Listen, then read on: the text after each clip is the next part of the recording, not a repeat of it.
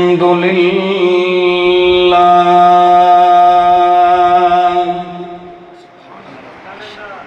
الحمد لله رب العالمين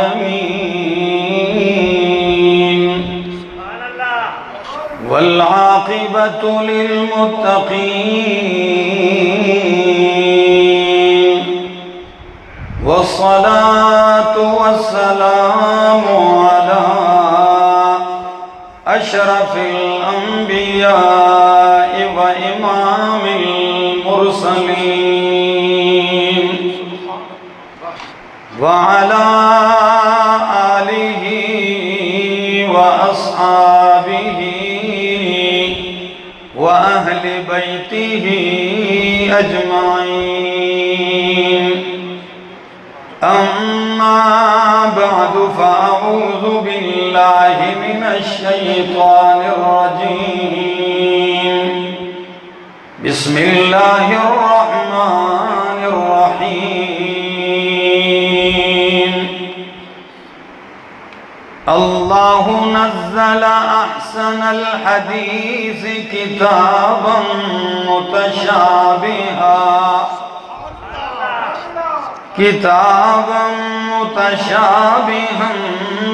مثاني تقشعر منه جلود الذين يخشون ربهم ثم تلين جلودهم وقلوبهم إلى ذكر الله ذلك هدى الله يهدي به من يشاء ومن يضلل الله فما له من هاد وقال تعالى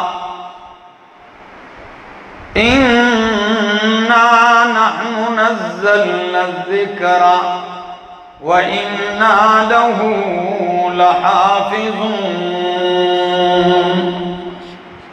وقال النبي صلى الله تعالى عليه وسلم إن الله يرفع بهذا الكتاب أقواما ويذع به آخرين وقال النبي صلى الله تعالى عليه وسلم يا أبا ذر لأن تغدوا فتعلم آية من كتاب الله خير لك من أن تصلي 100 ركعة ولأن تغدوا فتعلم بابا من العلم عمل به أو لم يعمل به خير لك من أن تصلي 1000 ركعة وعن أبي ذر رضي الله تعالى عنه قال قلت أوصني يا رسول الله قال عليك بتقوى الله فإنه رأس الأمر كله قلت زدني يا رسول الله قال عليك بتلاوة القرآن فإنه نور لك في الأرض وزخر لك في السماء وقال النبي صلى الله تعالى عليه وسلم الماهر بالقرآن مع السفرة الكرام البررة والذي يقرأ القرآن ويتتعتع فيه وهو عليه شاق له أجران وقال النبي صلى الله تعالى عليه وسلم من قرأ حرفا من كتاب الله فله به حسنة والحسنة ب10 أمثالها لا أقول ألف لام ميم حرف ولكن ألف حرف ولام حرف وميم حرف سبحان ربك رب العزة عما يصفون وسلام على المرسلين والحمد لله رب العالمين انتہائی قابل عزت، قابل احترام، ذی قدر و ذی وقار علماء کرام اور ضلع ایبٹ آباد کے اس علاقے کٹیڑا اور گرد و نواح سے آئے ہوئے میرے معزز مکرم دوستو، السلام علیکم۔ کافی عرصہ پہلے آپ کی اس مسجد میں آنے کا موقع ملا تھا مولانا مفتی رمضان صاحب کی دعوت پر، اور ایک عرصے کے بعد آج پھر ملاقات کا شرف حاصل ہو رہا ہے۔ اشتہار پہ میں نے عنوان پڑھا عظمت قرآن، تو دل نے بھی گواہی دی اور ہونا بھی یہی چاہیے کہ جو عنوان ہے اسی کے مطابق گفتگو کروں گا اور آپ لوگوں کی انتہائی توجہ چاہوں گا۔ اگر برسات ہو اور برتن الٹا رکھا ہوا ہو تو حاصل وصول کچھ نہیں ہوتا، اور اگر برتن سیدھا ہو تو کبھی کبھی برسات نہ بھی ہو شبنم کے قطروں سے بھی برتن بھر جاتا ہے۔ تو تھوڑی دیر کے لیے دل دماغ حاضر کیجئے تاکہ دل کے اندر روحانیت پیدا ہو اور آپ کے دل کو قرآن کی روشنی سے معطر کیا جائے، منور کیا جائے۔ آپ جانتے ہیں کہ جس طرح بگڑے ہوئے معاشرے کو امام الانبیاء محمد الرسول اللہ صلی اللہ علیہ وسلم نے اس کتاب انقلاب کے ذریعے بدلا، اس کی مثال کائنات میں نہیں ملتی۔ کٹیڑا والو، اس تاریخ عالم میں اس دنیا نے بڑے بڑے انقلابات دیکھے ہیں، خون کا انقلاب اس دنیا پہ آیا ہے، اتنا خون بہایا گیا کہ دریا سرخ ہو گئے، اتنا قتل عام ہوا کہ بادشاہوں نے انسانوں کی کھوپڑیوں سے مینار بنائے اپنا سکہ بٹھانے کے لیے، لیکن مٹ گئے وہ بادشاہ بھی اور ان کا منشور بھی اور ان کا مشن بھی، ان کا پروگرام بھی۔ لیکن اس دھرتی پہ 1400 سال پہلے خون کا انقلاب نہیں، اصلاح اخلاق، اصلاح عقیدہ اور اصلاح معاشرہ اور امن کا ایک ایسا انقلاب امام انقلاب محمد عربی نے کتاب انقلاب کے ذریعے برپا کیا، اس کی مثال نہیں ملتی۔ 14 صدیاں گزرنے کے بعد بھی ان کا وہ مشن برپا ہے، چل رہا ہے، رواں دواں ہے، موجوں کی طرح، سیلاب کی طرح۔ اور قرآن نے کہا تھا، کیا کہا تھا؟ هو الذي أرسل رسوله بالهدى ودين الحق۔ لفظ پہ غور کیجئے، یہی آیت قرآن میں 3 مقامات پر آئی ہے، ایک ہی آیت ہے، اسے 3 مقام پہ دہرایا گیا۔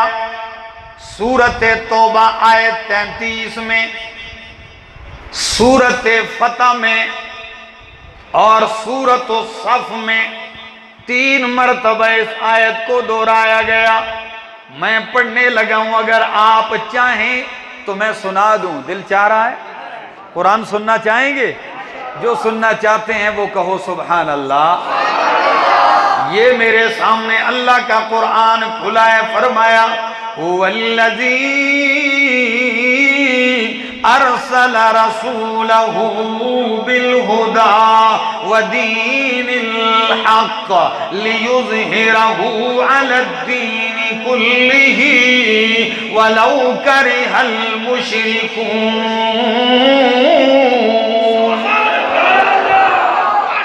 11واں پارہ، سورت کا نام سورت توبہ، آیت نمبر 33۔ میں قرآن کا طالب العلم ہوں، انشاءاللہ قرآن ہی کا سہارا لے کے چلتا جاؤں گا، آپ کے دل و دماغ کو قرآن کی برسات سے معطر کرتا جاؤں گا۔ فرمایا هو الذی ارسل رسولہ، اللہ وہ ذات ہے جس نے اپنا رسول بھیجا، شان والا، عظمت والا، مقام والا، تعظیم والا رسول بھیجا، بالہدی و دین الحق۔ دو چیزیں، پہلی چیز بالہدی، ہدایت دے کر بھیجا، پہلی چیز بالہدی، ہدایت دے کر بھیجا۔ کٹیڑا والے پوچھیں گے یا ہدا سے مراد کیا چیز ہے؟ تو ہدا سے مراد خود قرآن بتلاتا ہے، دور نہیں، پہلے پارے ہی سے قرآن کہتا ہے الف لام میم ذالک الکتاب لا ریب فیہ ھدی للمتقین،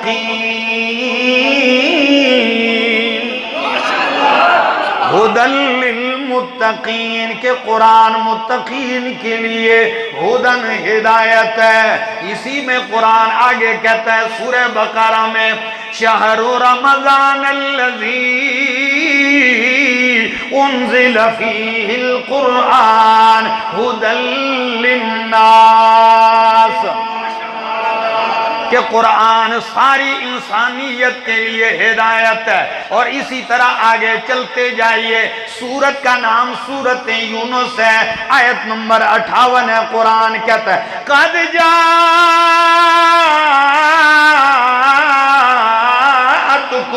موعظۃ من ربکم وشفاء لما فی الصدور وہدی ورحمہ۔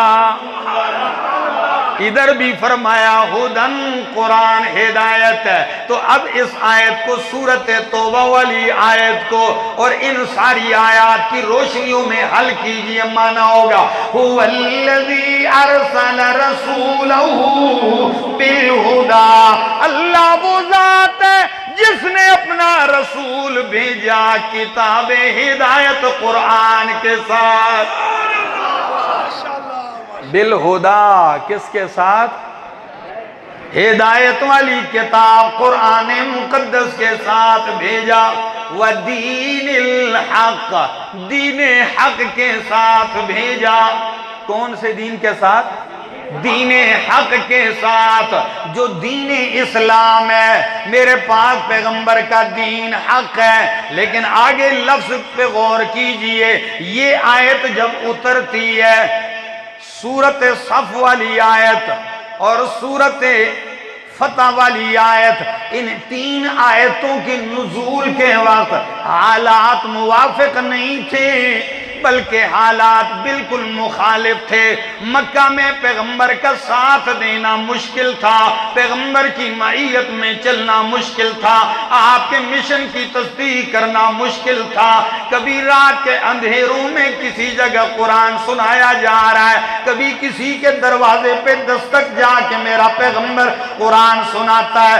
حج کا موسم ہے، حجاج آئے ہوئے، آپ کہیں گے جب پیغمبر کا ساتھ دینے والا کوئی نہیں تو یہ حاجی کون تھے؟ یہ مشرک تھے۔ یہ کون تھے؟ مشرک بھی حج کرتے تھے۔ ابو جہل نے تو اتنے کیے تھے، شاید بہت ہی بڑا حاجی تھا۔ صرف حاجی ہی نہیں تھا، حاجیوں کی خدمتیں کرنے والا، پانی بھی پلاتا تھا، ستو بھی کھلاتا تھا۔ اللہ اکبر۔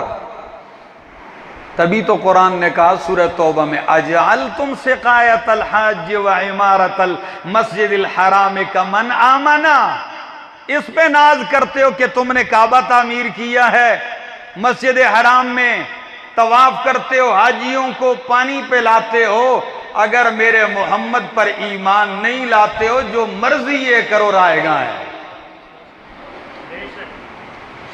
جزاکم اللہ۔ آپ تھکے تو نہیں ہے نا؟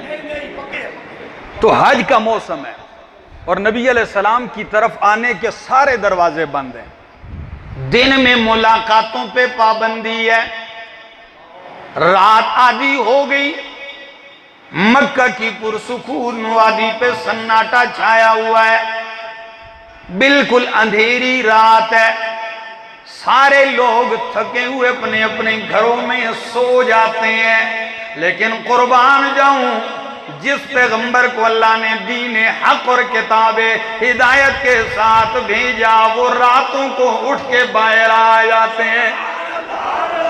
اللہ اکبر۔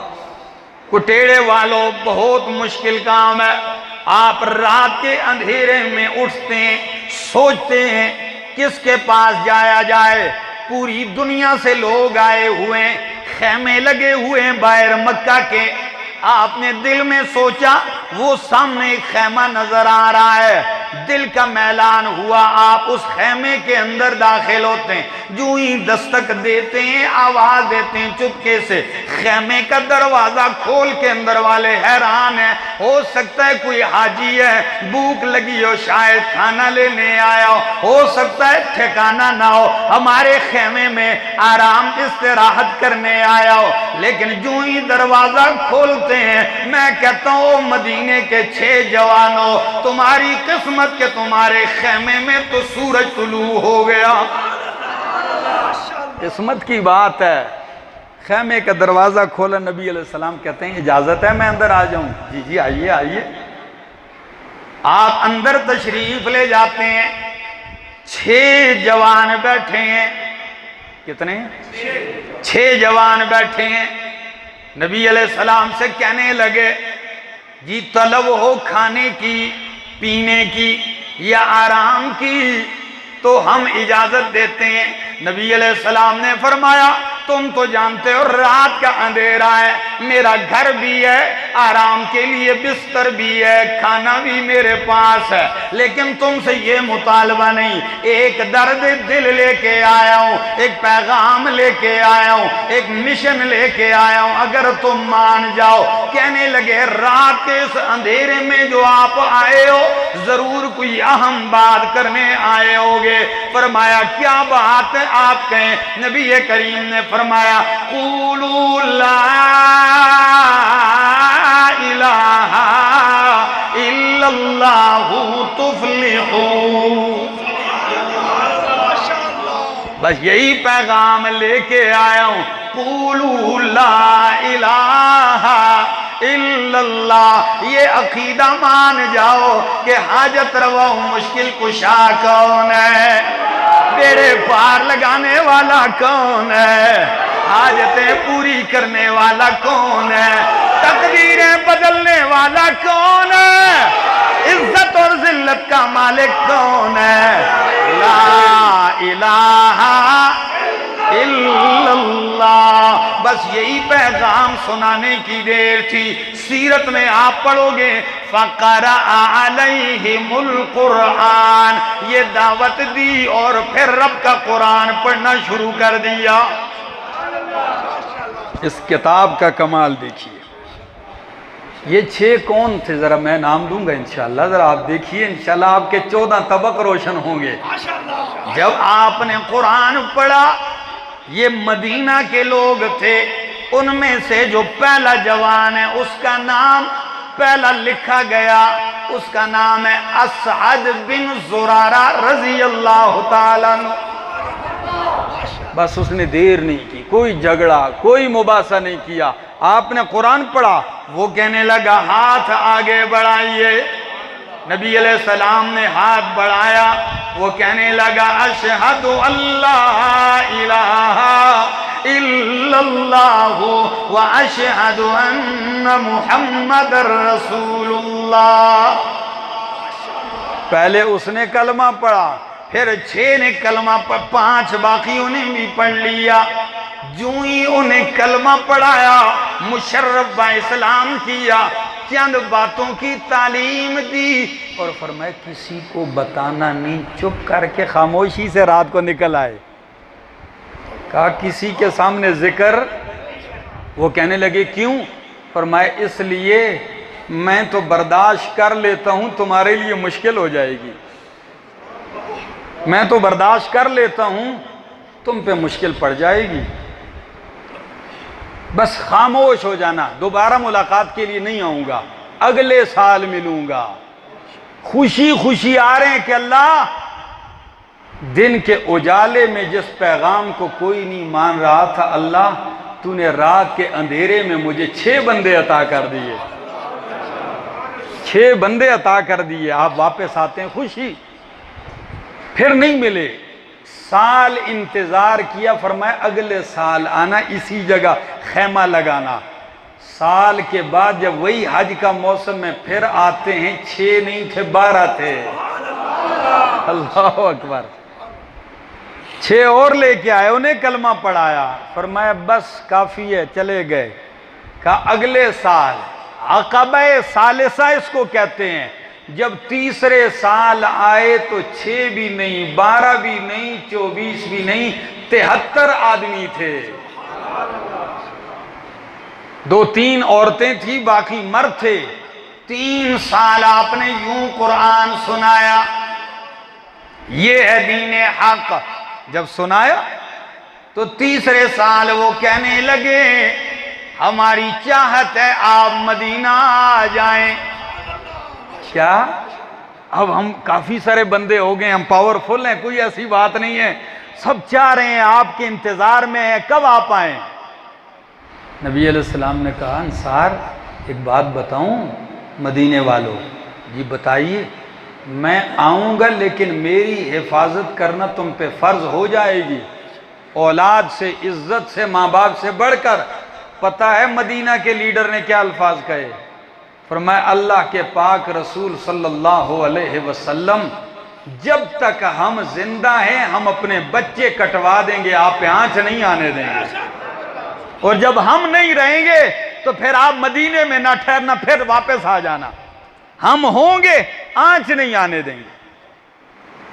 یہ اسباب بنتے جا رہے ہیں ہجرت کے۔ تو میں بات کر رہا تھا ارسل رسولہ بالہدی ودین الحق لیظہرہ علی الدین کلہ، اس لیے میں نے دین حق دے کر نہیں بھیجا کہ ابو جہل سے مغلوب ہو جائے، ابو لہب سے مغلوب ہو جائے، عتبہ و شیبہ سے مغلوب ہو جائے، عرب کے کافروں سے مغلوب ہو جائے۔ نہیں نہیں، میں نے دین حق دے کر اس لیے بھیجا ہے تاکہ اس کے دین کو سارے دینوں پہ غالب کر دوں۔ یہ مغلوب ہونے کے لیے دین غالب ہونے کے لیے آیا ہے، لِيُظْهِرَهُ عَلَى الدِّينِ كُلِّهِ وَلَوْ كَرِهَ الْمُشْرِكُونَ، اگرچہ مشرکوں کو ناپسند گزرے، ناگوار گزرے۔ یقین کیجئے یہی آیت ہے، سورۃ صف والی آیت ہے، اس کے تحت علامہ ابن عاشور اپنی تفسیر التحریر والتنویر کے اندر، امام قرطبی اپنی تفسیر قرطبی کے اندر، امام ابن کثیر اپنی تفسیر ابن کثیر کے اندر اسی آیت کے نیچے ایک حدیث ذکر کرتے ہیں۔ میں اس آیت کو دیکھتا ہوں، اس حدیث کو دیکھتا ہوں، عجیب تشریح ہے۔ جب اللہ نے کہہ دیا لِيُظْهِرَهُ عَلَى الدِّينِ كُلِّهِ کہ اللہ آپ کے دین کو سارے دینوں پہ غالب کرے گا، تو میرے پاک پیغمبر نے تفسیر کرتے ہوئے کیا فرمایا؟ فرمایا لا یبقى على ظہر الارض بیت مدر ولا وبر الا ادخلہ اللہ کلمۃ الاسلام۔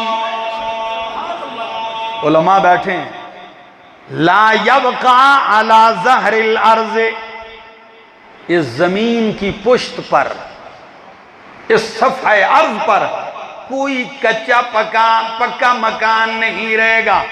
لا یبقى علی ظہر الارض بیت مدر، اے بیت طین، مٹی کا گھر، جیسے یہ سیمٹ کے مٹی کے بنے ہوئے ہیں، ولا وبر، وبر کہتے ہیں یہ بکری کے بالوں کو، اونٹ اور بھیڑ کے اون کو، اس سے بنے ہوئے ٹاٹوں کو۔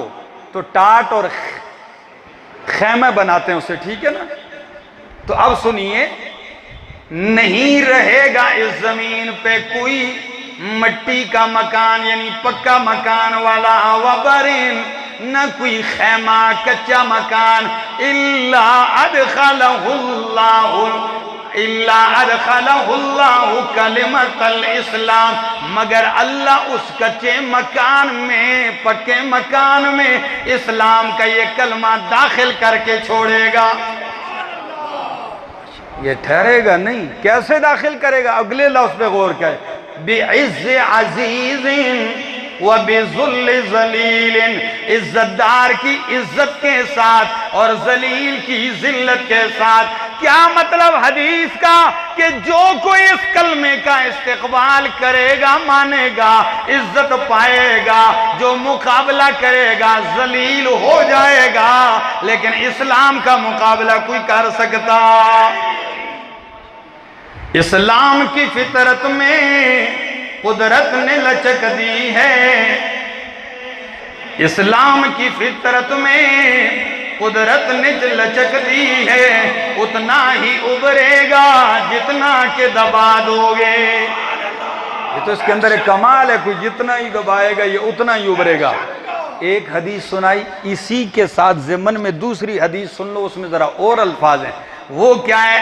لَيَبْلُغَنَّ هَذَا الْأَمْرُ، کٹیڑے والو، لَيَبْلُغَنَّ هَذَا الْأَمْرُ مَا بَلَغَ اللَّيْلُ وَالنَّهَارُ۔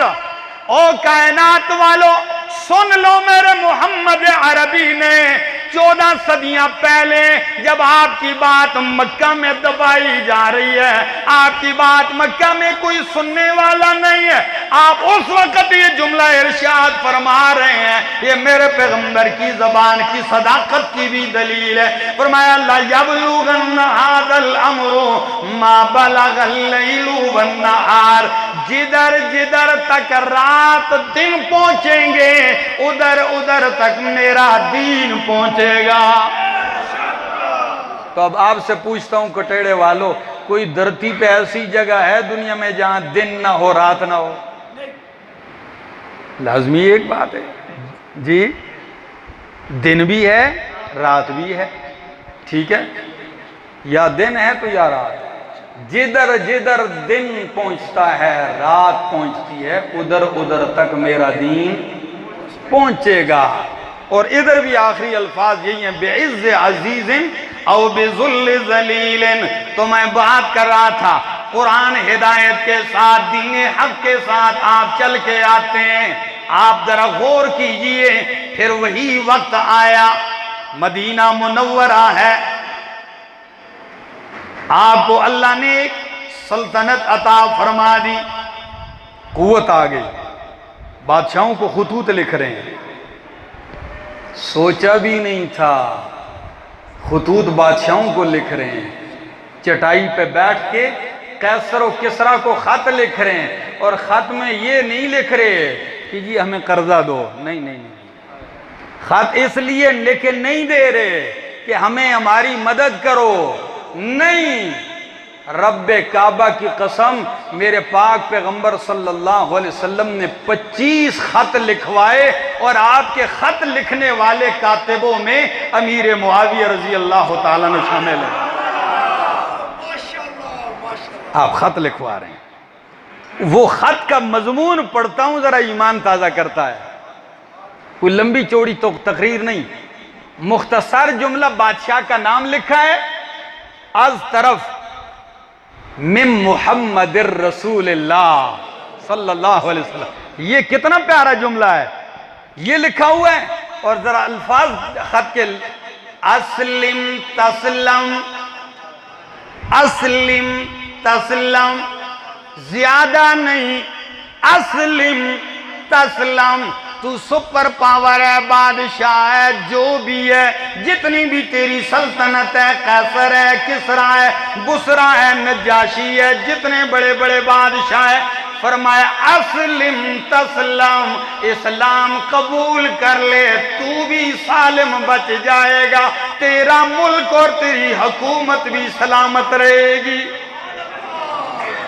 میں سلامتی نہیں مانگتا ہوں، تمہاری سلامتی کی بات کرتا ہوں، تم سلامت رہو گے۔ یہ خطوط لکھ رہے ہیں۔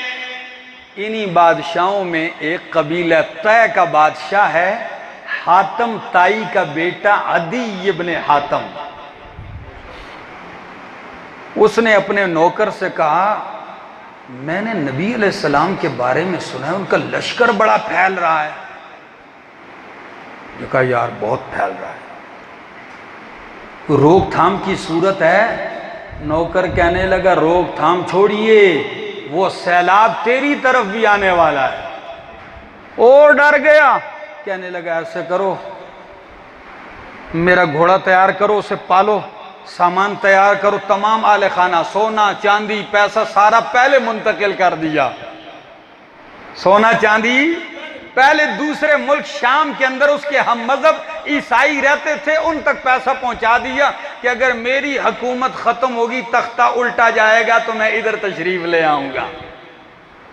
یہ ہر دور میں ہو رہا ہے، جیسے ہی خطرہ ہوگا تو میں ادھر آ جاؤں گا۔ ایک دن آیا، نوکر نے کہا جلدی کر۔ کہا کیا؟ کہنے لگا ایک سیلاب آ رہا ہے۔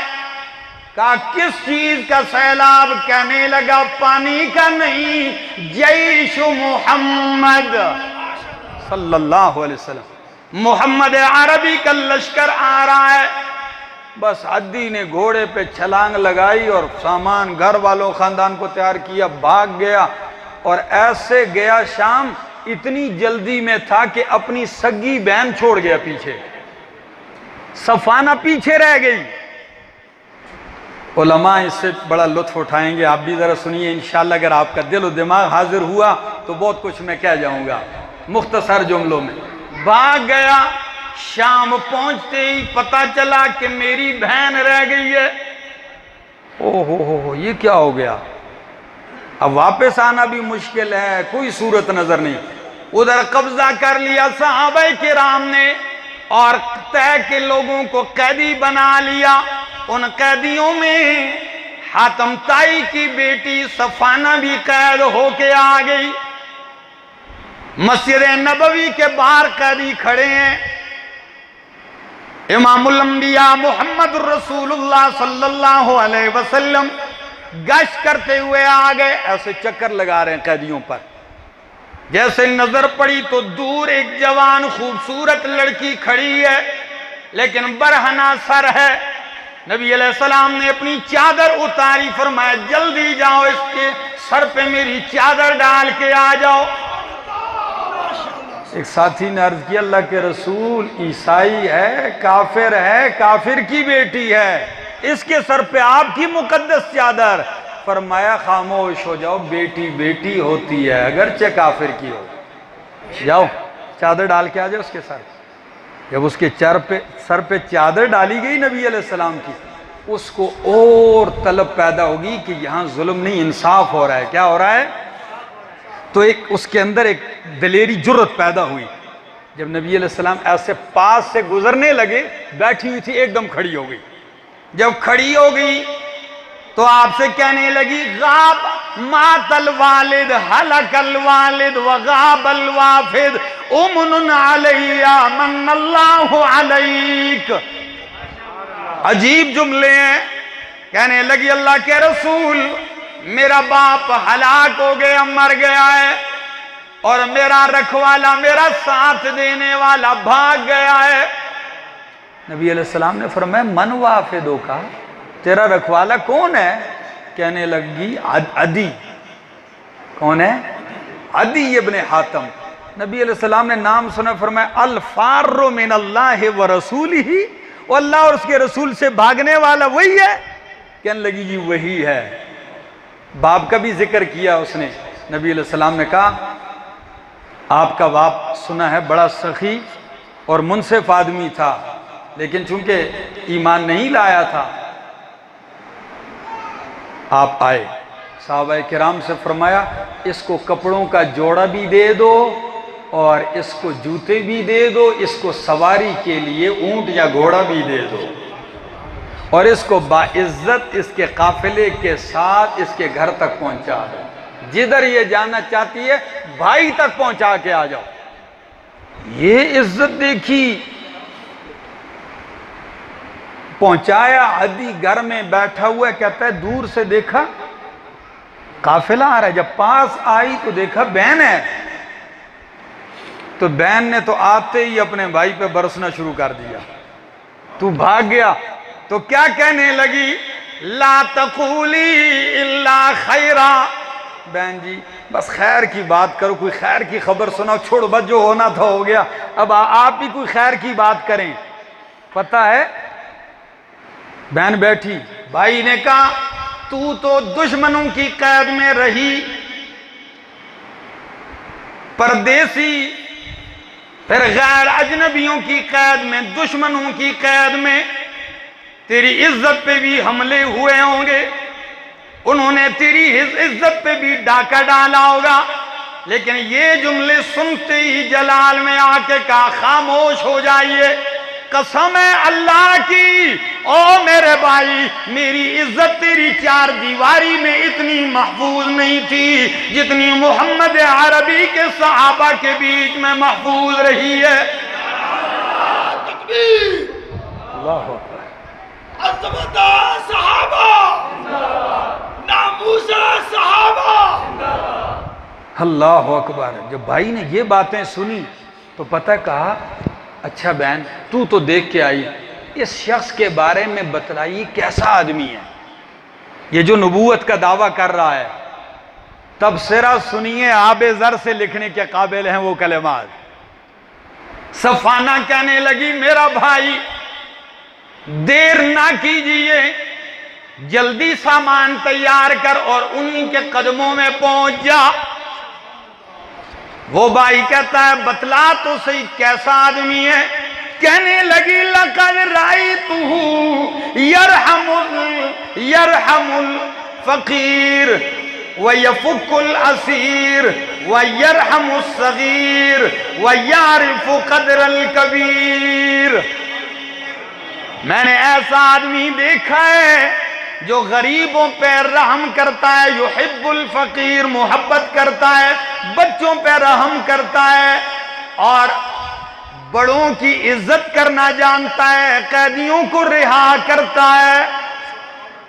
آخری جملے بڑے کام کے ہیں. وہ کیا کہتی؟ ان کان ملکن, اگر یہ بادشاہ ہوا تو اس کی بادشاہت بھی ہمیشہ رہے گی اور تو ذلیل نہیں ہوگا اس کی بادشاہت میں. وَإِنْ كَانَ نَبِيًّا فَالْفَضْلُ لِلْمُتَقَدِّمِ, اگر یہ واقعی نبی ہے تو پھر فضیلت اسی کی ہے جس نے پہل کی ماننے میں, جس نے ماننے میں پہل کی, فضیلت اسی کی ہے. بھائی نے سامان تیار کیا, چل پڑا. مدینہ منورہ مسجد نبی میں محفل لگی ہے. بھائی آ گیا, عدی آ گیا. آتے ہی بیٹھ گیا. نبی علیہ السلام نے کہا من انت ومن این انت, کون اور کہاں سے؟ کہنے لگا عدی ابن حاتم ہوں. نبی علیہ السلام نے کہا اچھا تو وہی عدی ہے. تیرے جانے کے بعد نبی علیہ السلام نے فرمایا ساتھیو مجھے رب سے یہ امید ہے کہ رب عدی کا ہاتھ میرے ہاتھ میں لا کے رکھ دے گا. میں نے کہا تھا کہ اللہ عدی کا ہاتھ میرے ہاتھ میں لا کے رکھ دے گا. محفل ختم ہوئی مسجد سے. فرمایا میں دیکھ رہا ہوں کہ یہ نبی ہیں یا بادشاہ ہیں, یہ موازنہ کر رہا ہوں. محفل ختم ہوئی, آپ نے اٹھتے ہی میرا ہاتھ پکڑا. فرمایا عدی آؤ میرے ساتھ گھر چلتے ہیں. کہتے ہیں نبی علیہ السلام آگے آگے, میں آپ کے نقش قدم پہ پیچھے آ رہا ہوں. راستے میں ایک بوڑھیا آ گئی, ایک بوڑھی خاتون آئی. اس نے آواز دی, نبی علیہ السلام کو روک دیا. نبی علیہ السلام رک گئے. وہ لگی رہی میرا یہ مسئلہ ہے, میرا یہ مسئلہ ہے, میرا یہ مسئلہ ہے, لگی رہی. نبی علیہ السلام نے کان اس کی طرف لگائے ہوئے, جب تک اس نے بات پوری نہیں کی میرے محمد نے ایک قدم بھی نہیں اٹھایا صلی اللہ علیہ وسلم. آپ کھڑے رہے اسی طرح. تو عدی کیا کہتے ہیں, عورت کا مسئلہ حل کیا, جب آگے چلنے لگے میں نے دل میں کہا اللہ کی قسم یہ بادشاہ نہیں نبی ہو سکتا ہے. یہ پہلی نشانی میں نے دیکھی. بادشاہ تو چھوڑو، چھوٹا سا چیئرمین بھی اگر کوئی راستے میں اس کو روک دے تو کہتا ہے بھئی رہبے روکنے کی کوئی جائے. ایسا ہی چیئرمین کو چھوڑو، خود میں اپنے مولوی کسی کو روک کے دیکھ لو. آپ راستے میں مجھے روک کے مسئلے پوچھتے ہو، جاؤ بھائی سید الانبیاء کھڑے ہیں. سنی بات. فرمایا میں انتظار میں. گھر آئے، آپ کے حجرے میں داخل ہوا تو عجیب منظر دیکھتا ہوں. کوئی بستر تکیہ نہیں ہے، بس ایک ہی تکیہ پڑا ہوا ہے. نبی علیہ السلام نے تکیہ اٹھایا، کہا عدی اس پہ بیٹھ جاؤ. مجھے حیا آئی، شرم آئی. میں نے کہا لا بل انت تجلس، آپ بیٹھیں گے. نبی علیہ السلام نے فرمایا نہیں آپ بیٹھیں گے. مجھے مجبوراً بیٹھنا پڑا، آپ زمین پہ اور میں تکیے پر. اللہ اکبر. عقل حیران رہ جاتی ہے، عقل حیران رہ جاتی ہے اس صداقت اور اس عجز و انکساری اور اس سچائی پر اور مہمان نوازی کی انتہا. فرمایا میں بیٹھا ہوں. نبی علیہ السلام سے میں نے ایک سوال بھی پوچھا. آپ نے ایک آیت پڑھی، میرے گلے میں سلیب لٹک رہی تھی نا، تو آپ نے فرمایا سلیب پھینک دو، یہ بت ہے. ساتھ یہ آیت بھی پڑھی اتخذوا احبارهم ورهبانهم اربابا من دون اللہ، کہ یہودیوں نے عیسائیوں نے اپنے مولویوں اور پیروں کو رب بنایا ہوا ہے اللہ کے سوا. یہودیوں اور عیسائیوں نے اپنے مولویوں اور پیروں کو کیا بنایا ہوا ہے؟ رب بنایا ہوا ہے اللہ کے سوا. فرمایا جب یہ آیت پڑھی تو میں نے فوراً سوال اٹھایا. میں نے کہا اللہ کی قسم میں بھی عیسائی ہوں، میرا باپ بھی عیسائی تھا، لیکن اللہ کی قسم ہم نے کبھی بھی اپنے مولوی اور پیر کو رب نہیں کہا. تو قرآن کیسے کہتا ہے کہ تم نے رب بنایا؟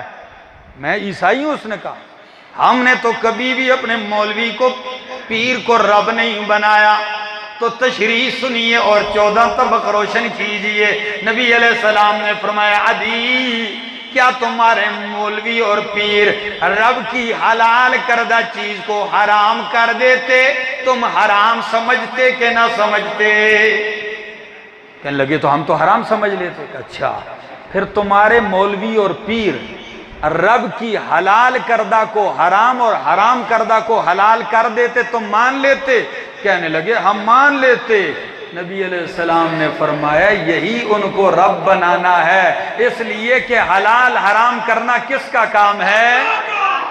اللہ کا کام ہے. یہ تو تم نے مولویوں کے اقوال سے کہنا شروع کر دیا. خیر یہ گفتگو ہوئی.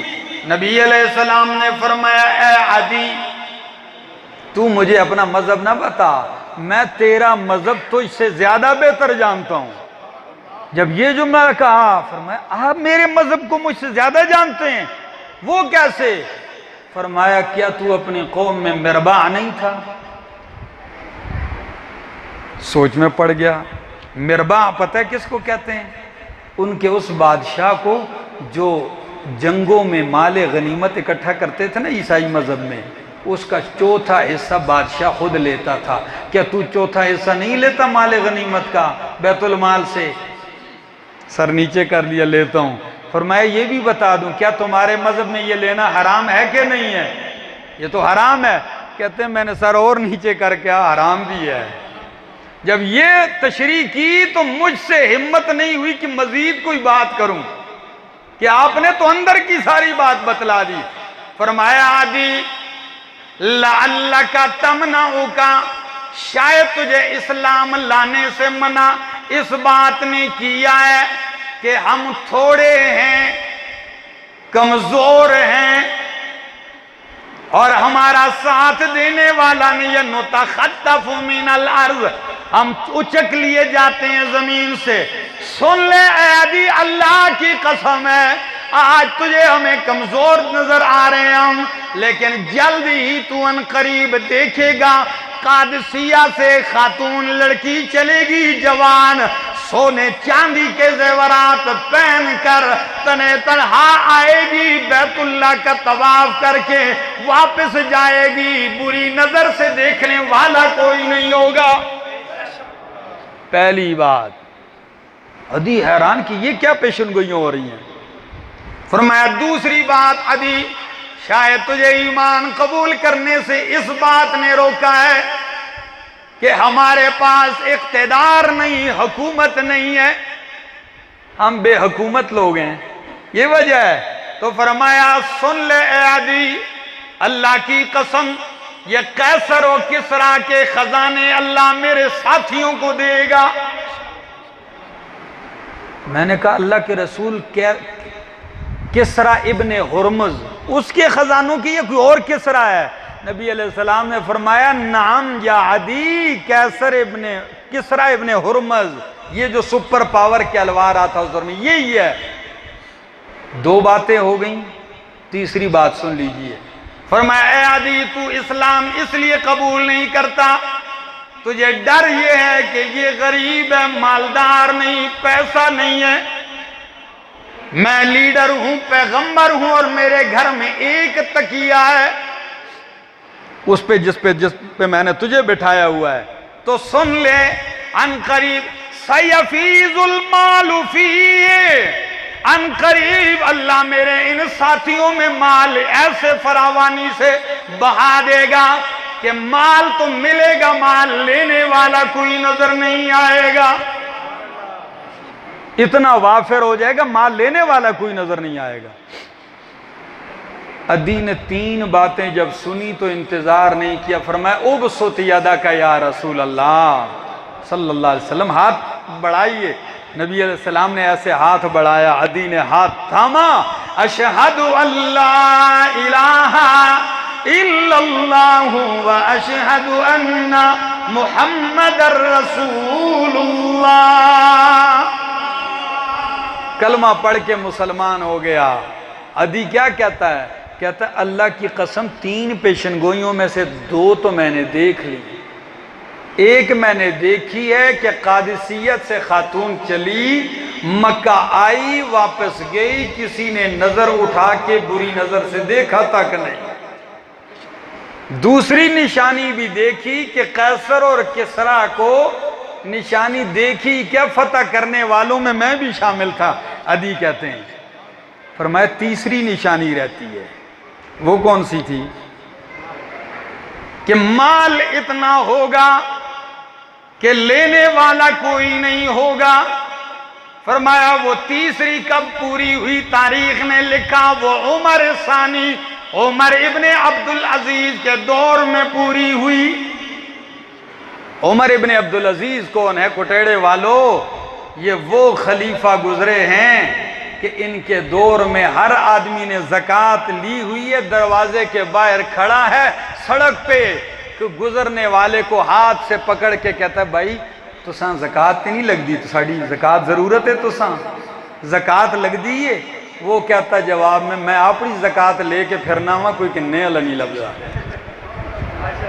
آپ کو چاہیے تو میں آپ کو زکوٰۃ دے دوں، اور تاریخ کا ایک ورقہ الٹ دیتا ہوں، پھر میری اجازت چاہوں گا۔ قریشی صاحب بھی تشریف لا چکے ہیں، میں آخری بات کر کے آپ کی جان چھوڑتا ہوں، ٹھیک ہے جی؟ گرمی بھی ہے اور آپ بھی تھکے ہوئے ہیں۔ عمر ابن عبدالعزیز کے پاس جب بیت المال کے تقسیم کا وقت آیا، سب کچھ تقسیم ہوا، امیر المومنین نے کہا زکوٰۃ مستحقین کو مل گیا؟ مل گیا۔ ضرورت مندوں کی ضرورت پوری ہو گئی؟ جی پوری ہو گئی۔ فرمایا باقی کچھ بچا؟ کہا اب بھی اتنا بچا ہے کہ مٹتا نہیں ہے۔ فرمایا جاؤ علماء کو دے دو۔ کن کو دے دو؟ خاص علماء کو تحفے دے دو۔ کہا جی اہل علم پہ تقسیم کر دیا، اب بھی بچ گیا۔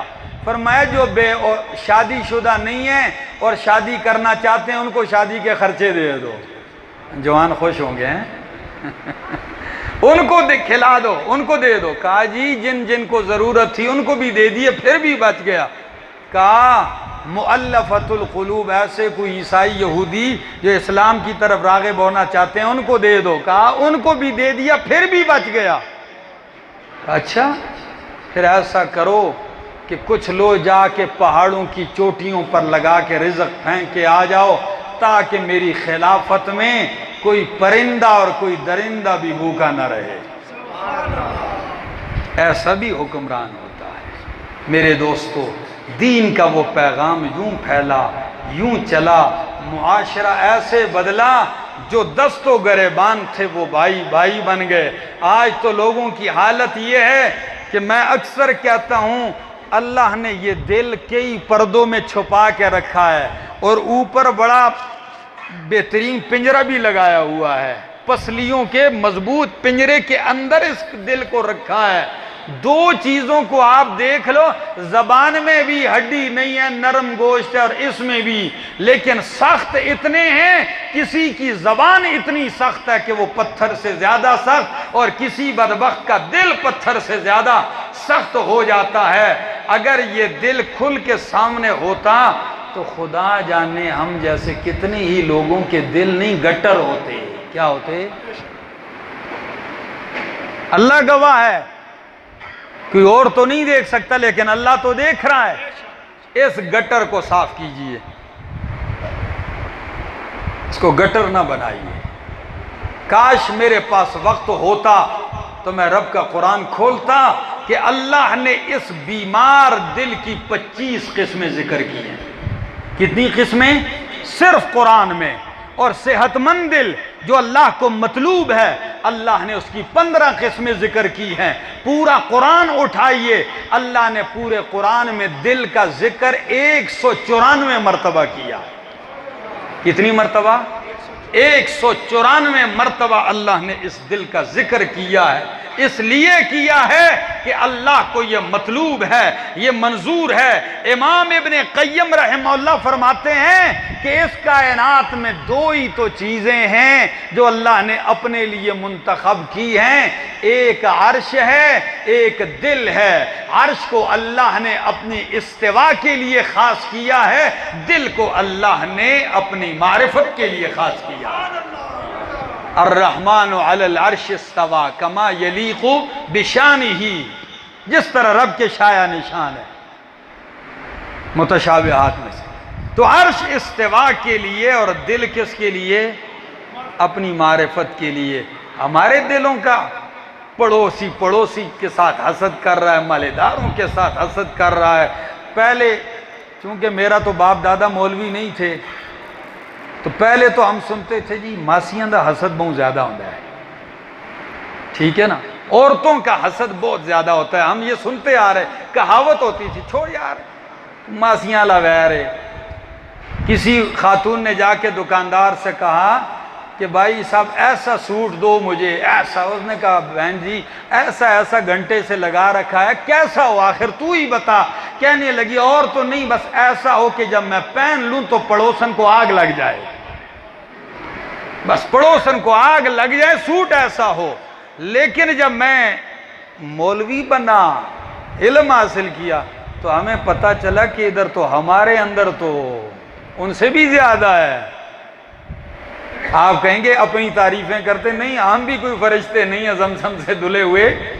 یہ ہر طبقے کا حسد اپنے اپنے لیول کا ہے، مولویوں کا اپنے لیول کا ہے، پیروں کا اپنے لیول کا ہے، بازار میں مارکیٹ والوں کا، تاجروں کا اپنے لیول کا ہے، اڈے پہ ڈرائیوروں کا اپنے لیول کا ہے اپنے ساتھ، اور اسی طرح عورتوں کا اپنے لیول کا، وزیروں اور سیاسیوں کا اپنے لیول کا ہے۔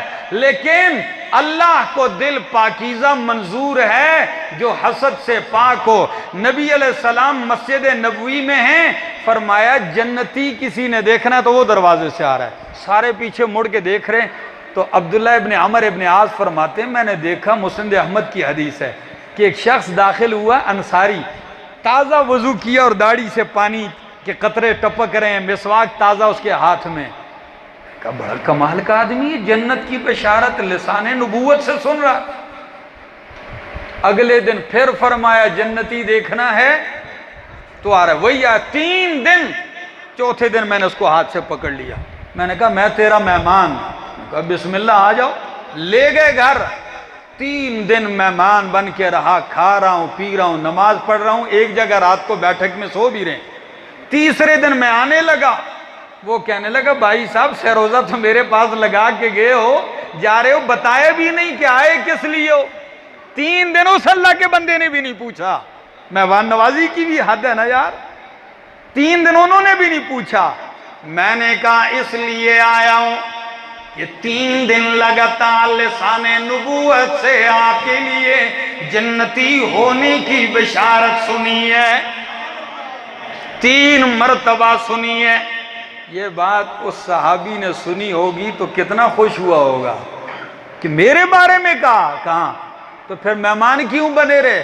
میں دیکھنے آیا ہوں تو وہ کون سا خاص عمل ہے جو کرتا ہے تو کرتا ہے اور ہم نہیں کرتے۔ تو کیا دیکھا ہے 3 دن راتوں میں؟ کوئی خاص کام نہیں دیکھا۔ نماز تو بھی پڑھتا ہے، میں بھی پڑھتا ہوں، نفل تو نے پڑھے، میں نے پڑھے، تہجد کے لیے تو اٹھا، میں اٹھا، پہلی صف میں تو آیا، میں بھی آیا، کوئی خاص بات نہیں دیکھی۔ پھر خدا جانے بشارت کس وجہ سے پائی۔ کہنے لگا میرے اندر مجھے بھی کوئی خاص بات نظر نہیں آتی، یہی چیزیں جو تو بھی کرتا ہے میں بھی کرتا ہوں۔ عبداللہ ابن عمر ابن عاص جب جانے لگے تو ہاتھ رکھ کے کہا کاندھے پہ، ہاں ٹھہر جاؤ ایک بات بتاتا ہوں، کٹیڑے والو عمل کر لو مزے کرو گے۔ کاندھے پہ ہاتھ رکھ کے کہا وہ یہ ہے کہ اللہ گواہ ہے، اللہ کی قسم ہے، میں اپنے دل میں کسی مومن کے لیے کھوٹ اور حسد نہیں پاتا، میرا دل کسی مومن کے لیے میل کچیل سے بھرا ہوا نہیں، حسد نہیں ہے، کینہ بغض نہیں ہے۔ تو پتہ ہے عبداللہ ابن عمر ابن عاص نے کہا، فرمایا اللہ کی قسم یہی بات ہے، وَهِيَ لَا نُطِيقُهَا، جو طاقت اللہ نے تجھے دے دی ہمارے اندر اس کی سکت نہیں۔ آئیے دل کو پاک کیجئے، بہت کچھ ملے گا، دل پاک کیجئے، معاف کیجئے۔ مستدرک حاکم کی حدیث ہے، اگرچہ علماء محدثین نے اس کی سند پہ کلام کیا ہے، لیکن ایک عبرت اور فضیلت میں یہ ہے کہ قیامت کے دن حضرت انس فرماتے ہیں ایک دن نبی علیہ السلام کو سنا آپ ہنس پڑے، تو ہم نے پوچھا یا رسول اللہ صلی اللہ علیہ وسلم آپ کس بات سے ہنسیں؟ فرمایا اللہ کی قسم میں اس بات سے ہنسا ہوں کہ میدان محشر میں رب کو دیکھ رہا ہوں کہ رب بھی اپنے بندوں میں صلح کروا رہا ہے۔ اللہ اکبر، اس بات سے ہنسا ہوں کہ رب محشر کے میدان میں کیا کروا رہا ہے؟ فرمایا وہ کیسے؟ فرمایا من امتی، میری امت سے 2 آدمی آئیں گے، گھٹنوں کے بل گریں گے اللہ کے سامنے، ایک کہے گا اللہ خذ مظلمتی من اخی، اللہ میرے اس بھائی نے مجھ پہ ظلم کیا ہے، زیادتیاں کی، اسے بدلہ لے لیجیے۔ اللہ فرمائیں گے بدلہ لوں؟ اس کے پاس تو کوئی نیکی نہیں رہی جو تجھے دے دوں اس سے لے کر، وہ تو سارا کچھ خالی ہو گیا، اس سے نیکی بھی نہیں جو اس سے چھین کر تجھے دی جائے، اب کیا دوں؟ پتہ ہے وہ کیا کہے گا؟ وہ کہے گا اللہ اس کے پاس اگر نیکی نہیں ہے مجھے دینے کے لیے تو اللہ میرے گناہ لے کے اس کے کھاتے میں ڈال دو۔ پہلے اللہ کے پاک پیغمبر مسکرائے جب یہ جملہ کہا کہ اللہ میری خطائیں اور میرے گناہ لے کر اس کو دے دیجئے، تو نبی علیہ السلام اس مقام پہ رو پڑے۔ جب رو دیے آپ روئے کہ یہ عجیب دن ہوگا، بہت سخت دن ہوگا، اتنے میں اللہ فرمائیں گے میرا بندہ چھوڑ باس میں الجھنا، ذرا سر اٹھا دیکھنا اوپر۔ جب وہ ایسے دیکھے گا ایک ایسا محل دیکھے کہ جس کی زمین چاندی کی اور محل سونے کے ہیں، موتیوں سے جھڑا ہوا محل ہے، یہ دیکھ کے کہے گا لِأَيِّ نَبِيٍّ وَلِأَيِّ صِدِّيقٍ وَلِأَيِّ شَهِيدٍ، اللہ یہ کس نبی، کس صدیق، کس شہید کا محل ہے؟ اللہ فرمائیں گے یہ کسی نبی، صدیق، شہید کا نہیں ہے، یہ اس کا ہے جو اس کی قیمت ادا کرے گا۔ وہ کہے گا اللہ اس کی قیمت کیا ہے میرے مالک؟ اللہ فرمائیں گے اس کی قیمت تو دے سکتا ہے، یہ تجھے بھی مل سکتا ہے۔ کہے گا اللہ قیمت تو بتلائیے، میں دے بھی سکتا ہوں۔